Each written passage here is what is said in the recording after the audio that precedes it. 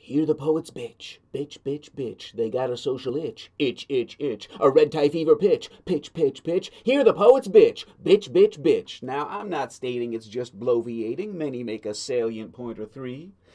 But all this bawling and critical caterwauling feels a little chicken little to me. Are our memories misty? The good old days were a travesty, a parade of oppression, repression, and pain. Though we're still morally astray and the mountaintop far away, each generation is a bit more humane. But lest you remain a sour skeptical, here's a human progress roll call. 3 centuries passed, but 1 constitutional democracy. Today that number's almost 2 out of 3. 3 centuries passed, slavery was legal in all lands save one. 3 decades passed, official slave states became none. 3 centuries passed, execution was the law of every land.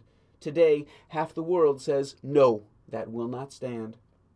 3 centuries passed, torture was a universal condition. Today, half the planet has torture prohibition. 1 century passed, universal suffrage was 0.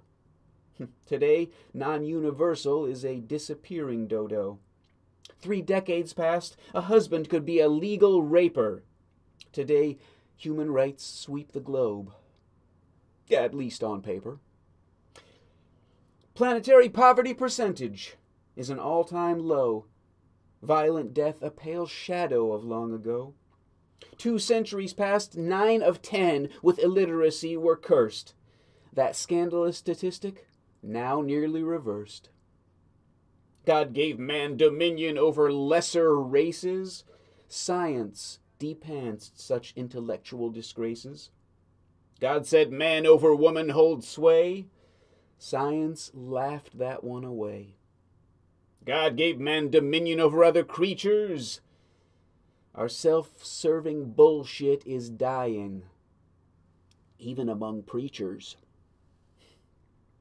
But our retching and kvetching is easily understood, for bad gets better press than good, and a genetic disposition to negativity enhances our survivability.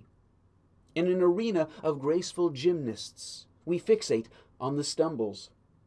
That's what keeps hairless apes alive when the lion's belly rumbles. Yet today's conservatives, so stodgy and shifty, are still more liberal than a liberal from 1950.